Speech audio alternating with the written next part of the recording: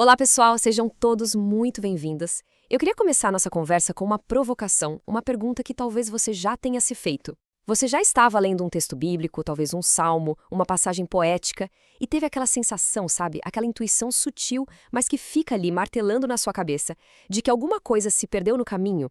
Que existe uma camada de significado, uma genialidade, uma música no texto, que simplesmente não sobreviveu à viagem do hebraico ou do grego original até o português que a gente tem nas mãos. Se você já sentiu isso, saiba que não está sozinho. Essa intuição é o ponto de partida da nossa jornada hoje.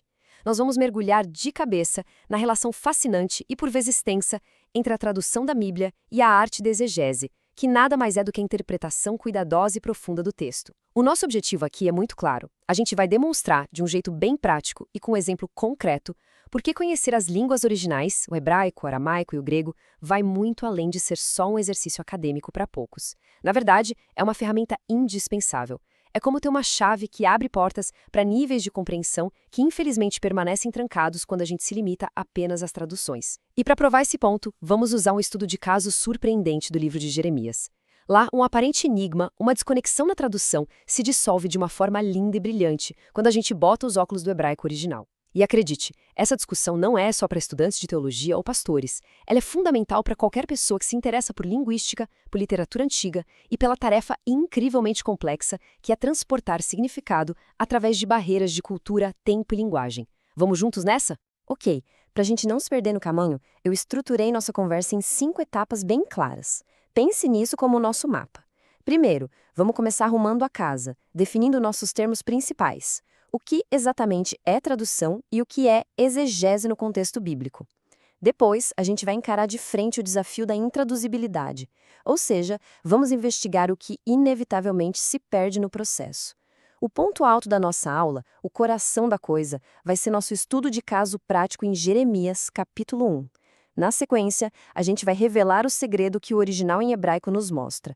E, para fechar com chave de ouro, vamos discutir as implicações profundas que essa descoberta tem para o estudo bíblico e até para a nossa teologia. Preparados? Então vamos começar? Muito bem, vamos então para a nossa primeira sessão. Antes da gente poder realmente apreciar a beleza e a genialidade do nosso estudo de caso, a gente precisa, digamos, calibrar as nossas lentes. E o que isso significa? Significa que a gente precisa ter uma clareza absoluta sobre dois conceitos que são o alicerce de tudo o que vamos falar: tradução e exegese. Eles andam de mãos dadas, mas não são a mesma coisa. Pense neles como as duas ferramentas mais importantes na maleta de qualquer intérprete sério das escrituras. Sem entender bem o que cada uma faz, a gente corre o risco de construir nossa casa sobre a areia. Vamos começar pela tradução. É muito comum e até natural a gente pensar em tradução como um processo quase mecânico, né? Quase matemático. Pega-se uma palavra em hebraico, busca-se o equivalente no dicionário de português e pronto. Mas a realidade, meus amigos, é infinitamente mais complexa e mais artística do que isso. A palavra-chave que vocês veem no slide é retextualização. E ela é perfeita. Traduzir não é como trocar as peças de um motor, onde cada peça tem uma correspondente exata. É muito mais parecido com recriar uma escultura. Imagine que o autor original esculpiu uma obra em mármore. O tradutor não pode usar mármore, ele tem que usar argila. Ele precisa olhar para a escultura original, entender cada curva, cada intenção, cada detalhe, e aí, com a argila que tem em mãos, tentar recriar a mesma forma, o mesmo sentimento, a mesma mensagem. Ele não está só trocando material, ele está recriando a obra. É por isso que o tradutor não é um dicionário ambulante. Antes de mais nada, ele é um intérprete. Para ele conseguir verter um texto do hebraico para o português, ele primeiro precisa mergulhar fundo no texto original. Ele precisa fazer exegese. Só depois desse mergulho é que ele pode tentar retextualizar aquele universo de significado na nossa língua. E é por isso que toda a Bíblia que você tem na sua estante não é o original em português. Ela é, na verdade, o resultado final de milhares de decisões interpretativas, ou seja, exegéticas, que um grupo de estudiosos tomou por nós. E essa ideia nos leva de forma bem natural ao nosso segundo conceito fundamental, a exegese. A própria origem da palavra já nos dá uma aula. Ela vem do grego, ex significa para fora de. Portanto, exegese é a arte, a disciplina de extrair o significado para fora do texto.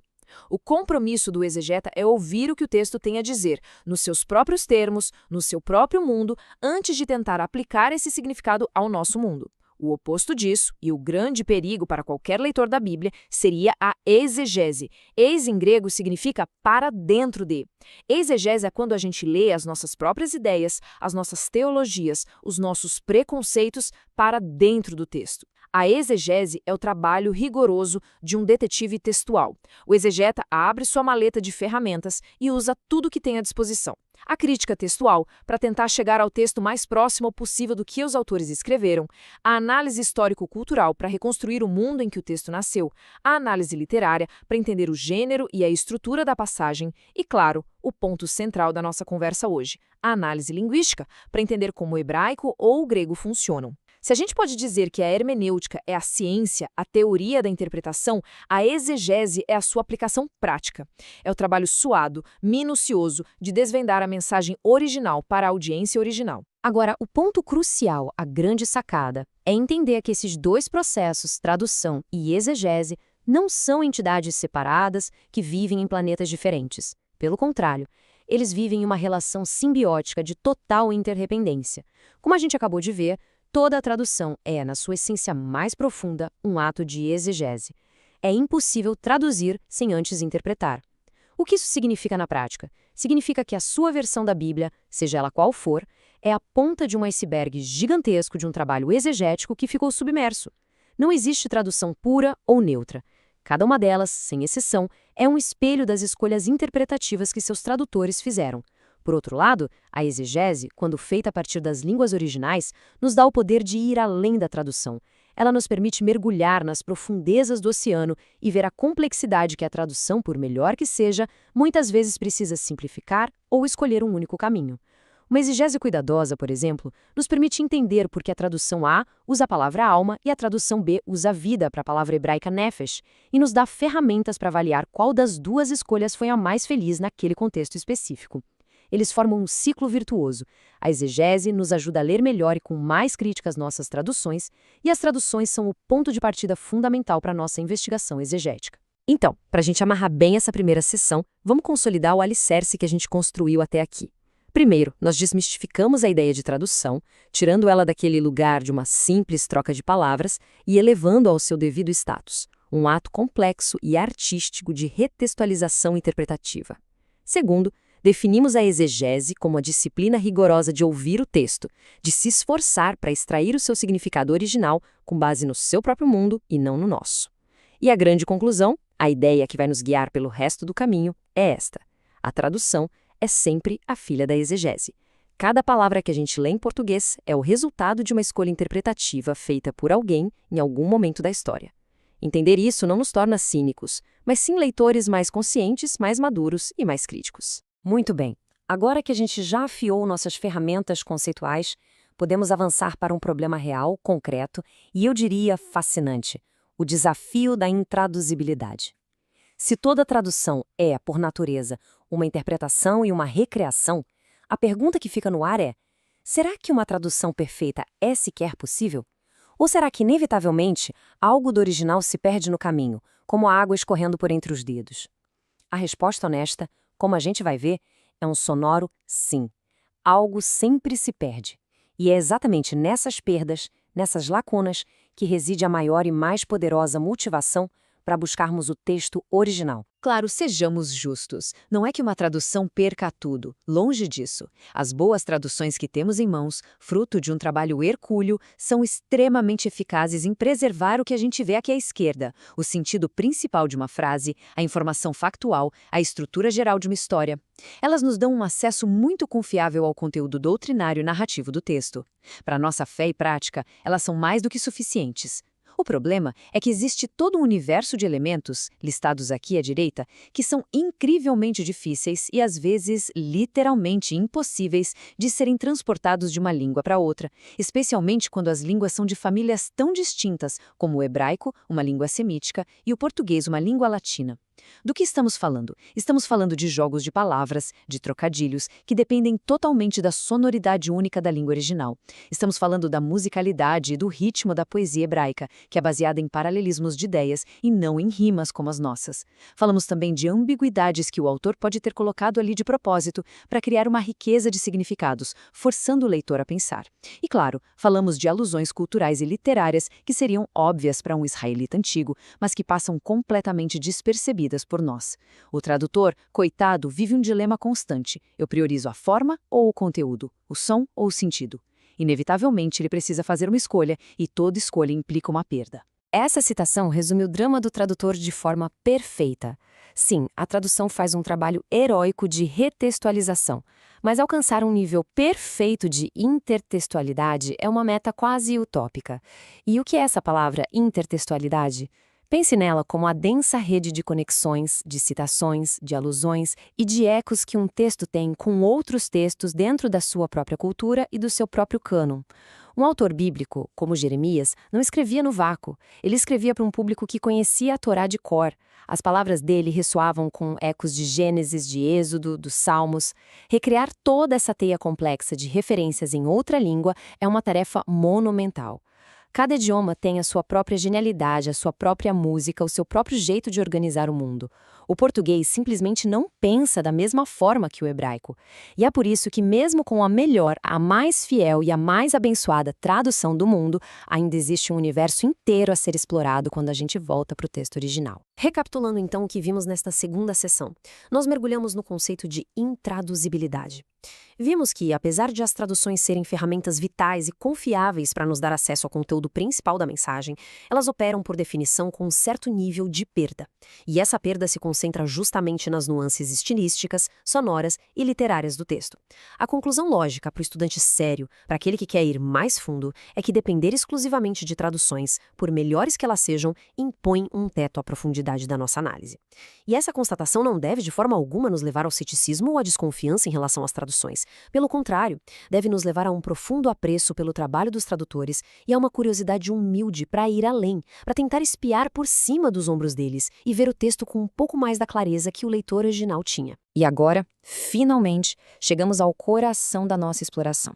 É hora de sair do campo da teoria e colocar as mãos na massa com o estudo de caso. Ele é breve, são apenas 2 versículos, mas é incrivelmente poderoso.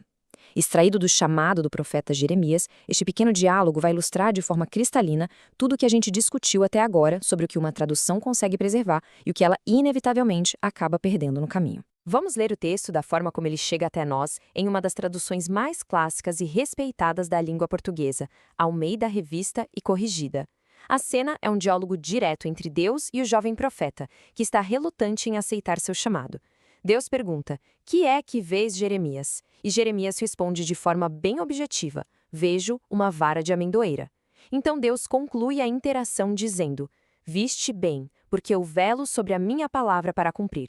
Bom, à primeira vista, parece uma passagem bem simples, certo? Temos uma visão e logo em seguida uma promessa de vida que parece explicar a visão. Mas vamos fazer uma pausa aqui. Uma pausa para pensar de forma crítica sobre o que a gente acabou de ler. Qual é a conexão lógica, imediata, explícita, no texto em português, entre o objeto que Jeremias vê, uma simples vara de amendoeira, e a promessa que Deus faz na sequência: "Eu velo sobre a minha palavra"? Por que uma amendoeira? Por que não uma figueira, um carvalho, uma oliveira, um cedro do Líbano? Para o leitor que depende unicamente da tradução em português, essa conexão não é nada óbvia. A gente fica coçando a cabeça. É claro que a gente pode tentar criar pontes simbólicas. Um bom pregador poderia dizer: a amendoeira é a primeira árvore a florescer na primavera em Israel, então ela simboliza a prontidão de Deus para agir. E essa é uma interpretação bonita, teologicamente rica e até verdade do ponto de vista da botânica.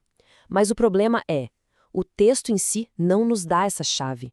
Essa é uma explicação que a gente traz de fora para o texto. Olhando apenas para as palavras em português, há uma aparente desconexão, um salto lógico entre a visão e a sua explicação. Portanto, o nosso cenário está montado. Nós apresentamos o nosso estudo de caso e, ao analisá-lo friamente, usando apenas as ferramentas que o texto em português nos oferece, nós levantamos um problema interpretativo real. Existe uma lacuna semântica, uma aparente desconexão entre a imagem da vara de amendoeira e a promessa divina de velar sobre a palavra. A tradução sem querer nos apresentou um pequeno quebra-cabeça. E agora, na próxima sessão, a gente vai buscar a peça que falta, a chave que resolve este enigma de forma instantânea, elegante e genial, lá no idioma em que ele foi originalmente escrito. Muito bem, pessoal, sejam bem-vindas à sessão da grande revelação. É aqui que as lentes do exegeta, agora turbinadas com o conhecimento do hebraico, vão ajustar o foco e tornar nítido aquilo que parecia embaçado e confuso na tradução. Para a gente conseguir resolver o nosso quebra-cabeça de Jeremias, precisamos primeiro nos familiarizar com um recurso estilístico que era extremamente comum e muito amado na literatura hebraica, a tal da paronomásia. O que diabos é paronomásia? O nome é complicado, mas a ideia é muito simples. De forma direta, é um jogo de palavras. É o uso intencional por parte do autor de termos que soam de forma muito parecida, quase idêntica, mas que têm significados diferentes. E qual o objetivo disso? Criar uma conexão poética, memorável e impactante entre duas ideias. Os autores bíblicos eram mestres absolutos nessa arte. A profecia de Miqueias, por exemplo, é famosa por estar recheada de jogos de palavras com nomes de cidades de Israel. É um recurso que depende 100% da sonoridade da língua original.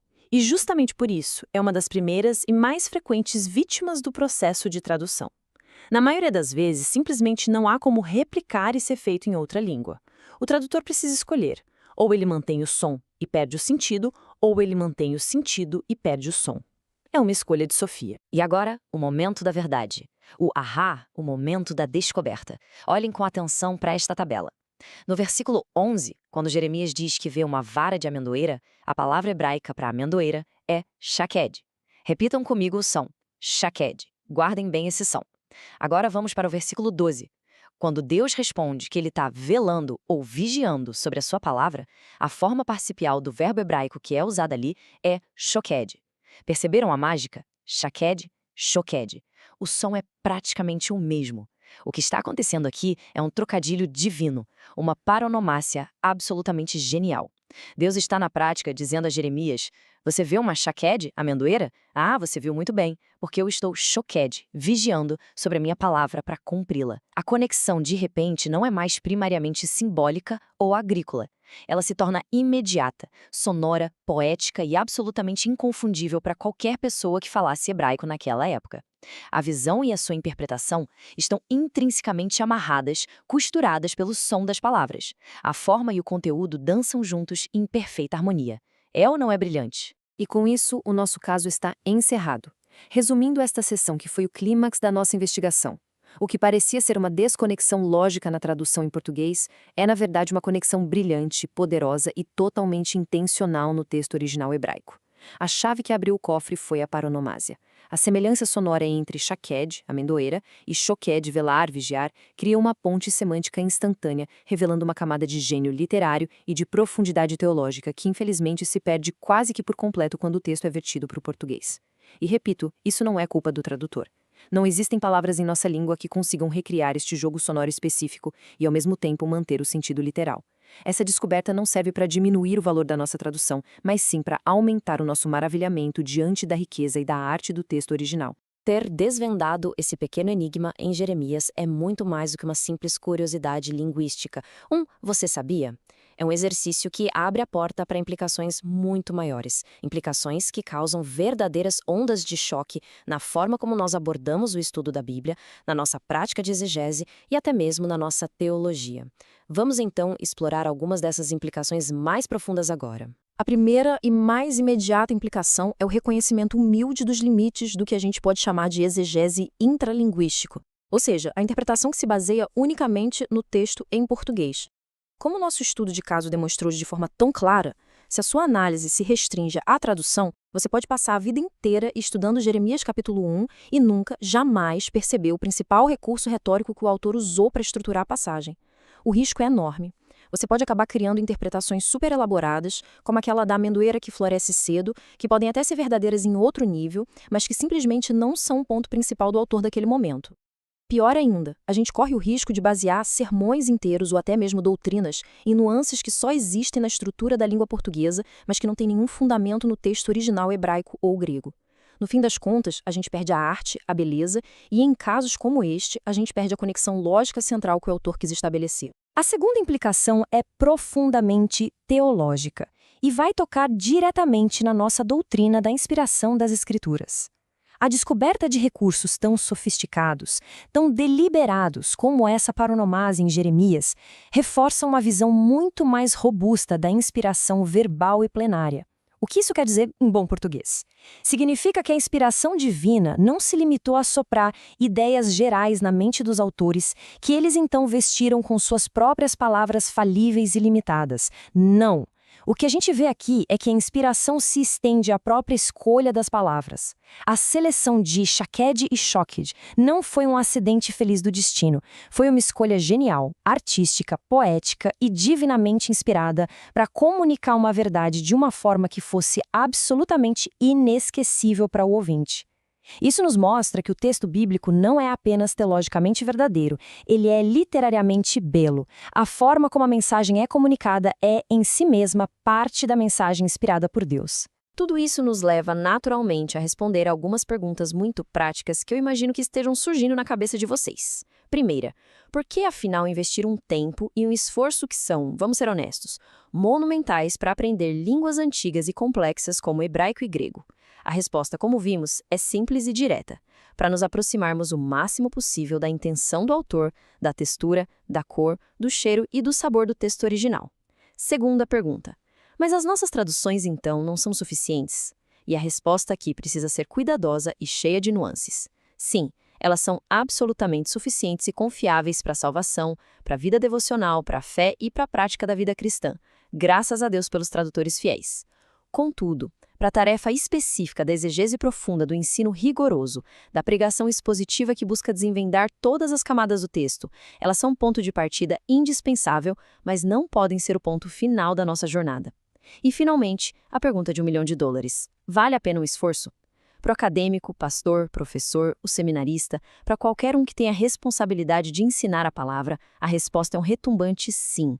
O retorno desse investimento é uma maior precisão, uma profundidade incomparável e, acima de tudo, uma maior confiança e humildade ao interpretar e ao ensinar a palavra de Deus. Então, para resumir esta nossa última sessão de desenvolvimento, nós colhemos os frutos da nossa pequena descoberta em Jeremias.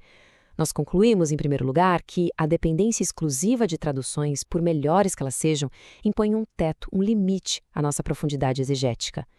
Vimos também que a atenção ao texto original não é um exercício acadêmico, frio e distante, mas algo que pode aquecer o nosso coração ao aprofundar a nossa visão da inspiração divina, revelando a beleza artística da Escritura.